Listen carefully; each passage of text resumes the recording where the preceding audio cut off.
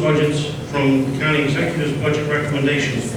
This year alone, more than $7 million. And I'm proud to have presided over $14 million in cuts in otherwise wasteful spending regardless of administration.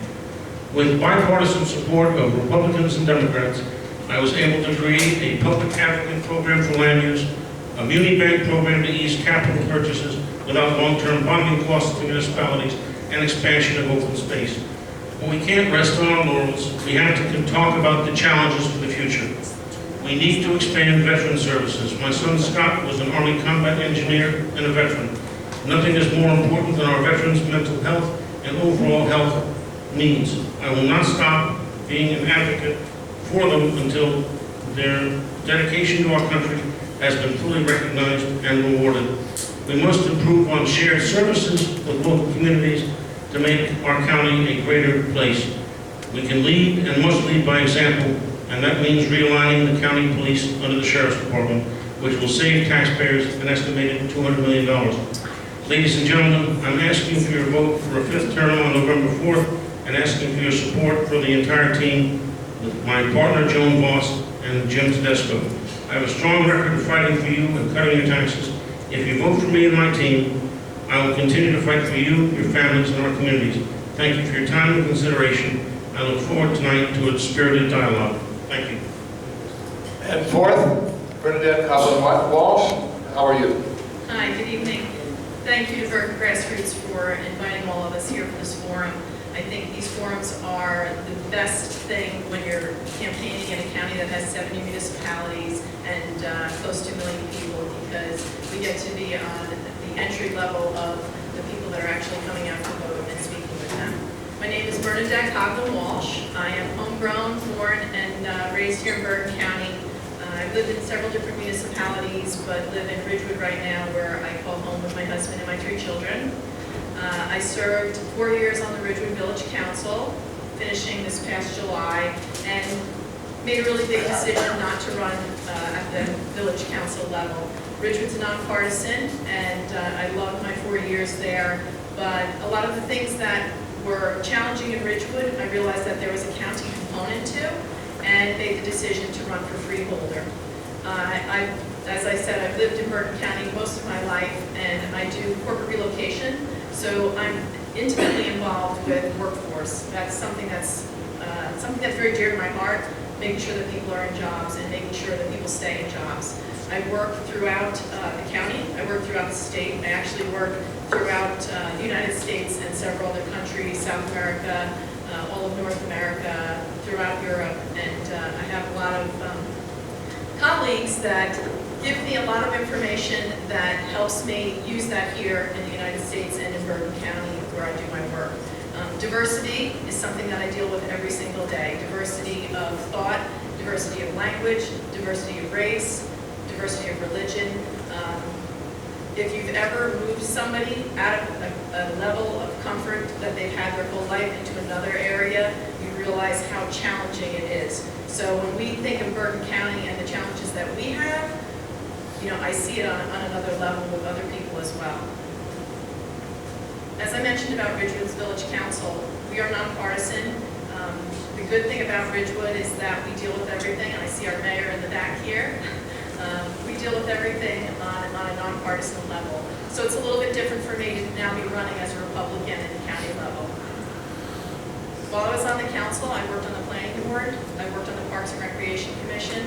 I was also the liaison to the Bergen League of Municipalities, which was one of the things that I really enjoyed the most, because every month, 7:30 in the morning in Hackensack, once a month, I was meeting with different people in Bergen County and learning really at that level what's going on in the other towns.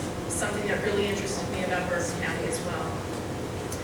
I noticed that there's a couple of students here, and I understand that you have your competition going on. I taught ethics and entry-level courses at Bergen Community College for 10 years. Enjoyed my time there. Bergen's like a second home to me, and you know, that's one of the other reasons that I ran for Freeholder. So I wanted to thank everybody for being here. Again, I'm Bernadette Copeland-Walsh. I'm running for Freeholder, and I appreciate your vote on November 4th. Well, it looks to me as if this is going to be a pretty easy group to moderate tonight. Everybody stayed on time. We're actually ready to move on right about the time that we said we were going to.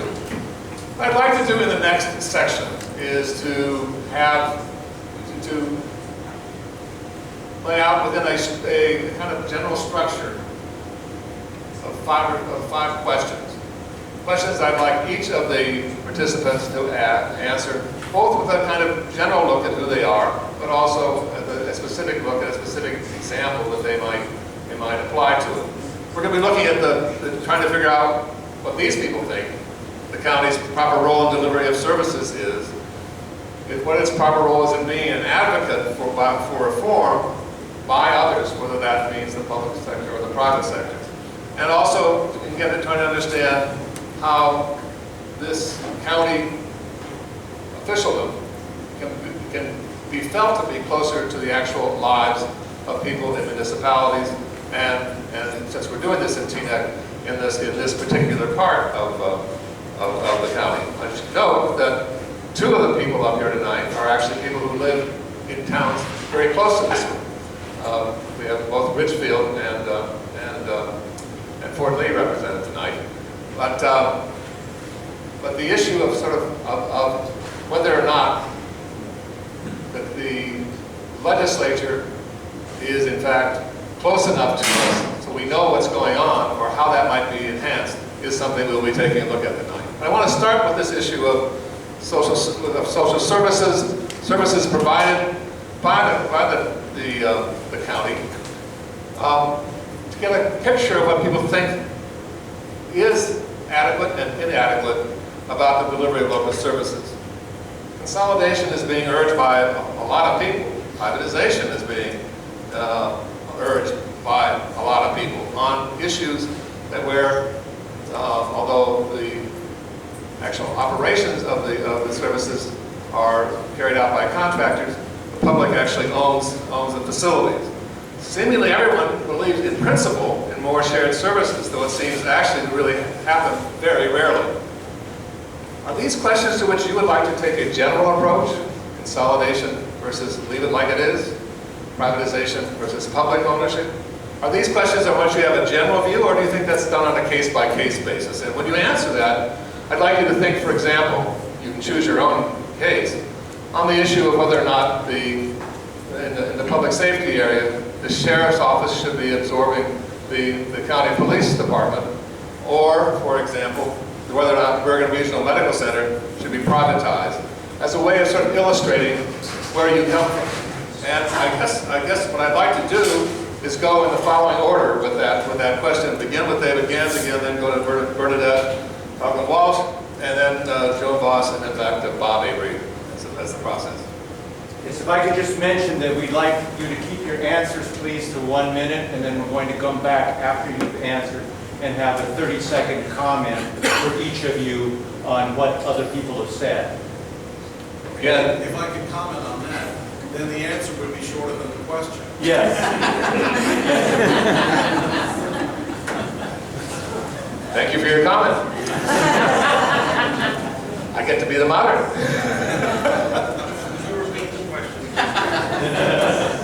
Do you have a general approach, Freeholder, to whether or not questions that we should be consolidating, privatizing, making things public? Or is that a general matter for you? Or how do you decide on a case-by-case basis? And give us an example of something that you've worked with on that issue. All right. I have both a generalist approach and then a very specific approach. The generalist approach is that when you have certain core services, they can't be privatized, and you can't privatize them.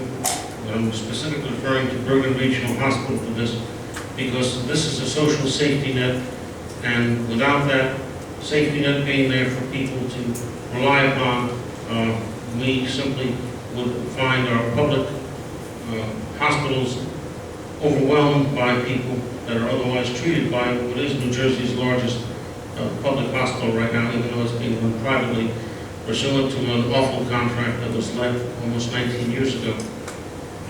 That's about all the time that I have. Okay, well, But unfortunately, Joan Voss will follow. actually, it's going to be the candidate to your left on that.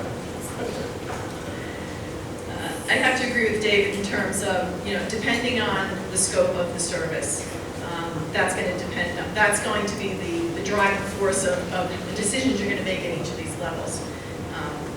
Again, you have to look at each of these different services first as a business, and does it make sense? So if you're going to look at it as a business and what it's going to cost to run the business, and then the volume of people that are going to be using that service, that's going to start you on a baseline of how you're going to expand that or how you're going to pull it back so that that service remains whole and it remains efficient and it remains positive. Because we don't want to have services just to say we're sharing services and then have them go down. I also think that, in terms of consolidating and using the word consolidation, I think, again, you have to look at things as a business situation first, and then does it make good business sense? Okay. It goes over to Joe Boston this morning. Well, I have to say that I've been very, very concerned with what is happening at Bergen Regional and at Rockley, which is the nursing home we have up in Rockley. And I've heard people saying that they would like to sell these. I am very much against that because, as David pointed out, Bergen Regional is a safety net. And several years ago, one of the worst contracts, we actually gave the company that is running the hospital a 19-year loan at no interest. Who negotiates a contract like that? And I don't think that we have to treat our hospitals and our nursing homes on a for-profit basis. I think that we have certain obligations and responsibilities to the citizens of Bergen County to provide services, especially at Bergen Regional, where we have drug rehabilitation, mental health issues, substance abuse, and so we really need to protect that hospital. Good. And then Robert Avery. Well, I absolutely agree with the rest of the freeholder that core services have to be maintained, and they should be maintained at a governmental level.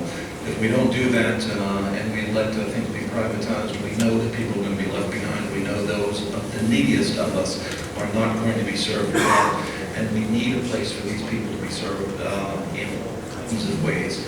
In the example of the hospital, they need to be, and we can't let these people fall behind.